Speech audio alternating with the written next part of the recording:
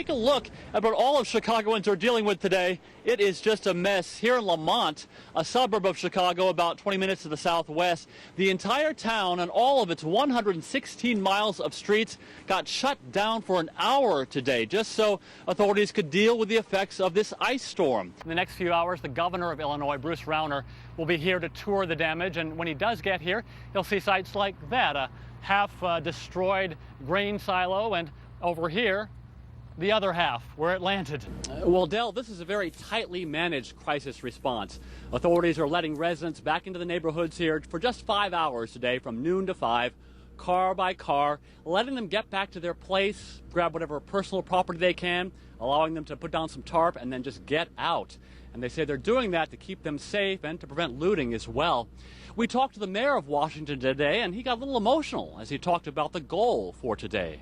It is, Jonathan. The southbound lanes of Interstate 55 are still closed right now. This is the major thoroughfare south out of St. Louis, and crews are just trying to get the Merrimack River off their road. Now, the Merrimack has at least started receding and left in its wake irritation, frustration, devastation.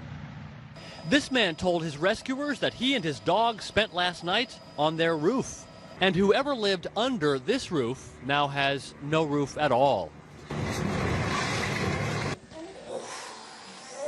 Adam Jones and his wife realize they are very lucky. Home sweet home for the couple and their daughter, and another 3-year-old relative is a very cramped hotel room.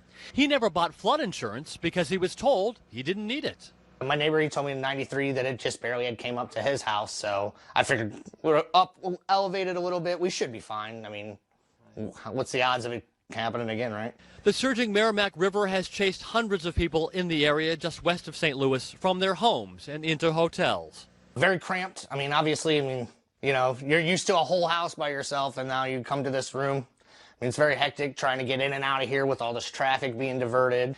The Merrimack has been receding in some places and rising in others. The McDonald's restaurant we saw partially submerged Wednesday has now disappeared. Daylight reveals areas where floodwaters might not start to recede for another 24 hours, and travel around St. Louis is a nightmare. At least 40 roads and 2 interstates are partially shut down. Authorities tried throwing industrial-sized sandbags onto I-55 to hold off the Merrimack south of the city, but the effort failed, and they didn't even bother on I-44 west of the city, which is still swamped. It took us probably 4 hours to go 40 miles. James Hill had the misfortune of getting stuck on I-55 just as the water started coming up. It was dreadful. It was tiring. But both James and Adam know they at least have their own beds. I just feel bad for the people. Like, I God bless everybody that lost their home, you know. While plenty of others are still wondering how they'll ever be able to put their lives back together. The Merrimack crested at 47 feet today. That's about 23 feet above flood stage. And next up, the Mississippi River, possibly reaching record levels over the next couple of days. Jonathan? The stuff that we're getting now is lake effect snow. This is the excess stuff. But you're right. The storm itself dumped 20 inches of snow on Chicago. So forecasters did get it right. But nobody could have predicted what happened on Chicago's busiest street. The storm showed no mercy in Chicago. Getting around was a diagonal challenge. Even the heaviest equipment could not withstand the wind. But even the newspaper boxes seemed to move farther than some drivers. Aren't you supposed to be home by now? Pass home. We can't get on Lakeshore Drive. Traffic on Lakeshore Drive, the city's major thoroughfare along Lake Michigan, was frozen. Once I get this cleared out, we'll push you out, and we're going to get you going westbound. At least 100 cars and the people inside them were stuck for upwards of 12 hours. And what have you done in that time, or? Worried a little bit. Afraid a little bit. Until the fire department managed to get to them by snowmobile. I'm 31 years with the city. I haven't experienced anything like we did last night with Lakeshore Drive. Eventually, rescue crews got to all the people before their cars were swallowed up by the snow and got them out safely. Their cars had to be towed. Elsewhere in Chicago, the wind tossed chunks of the Wrigley Field roof onto the street below. At O'Hare and Midway airports, a combined 2,000 flights are canceled. And right now, Detroit's airport is getting its wave of cancellations.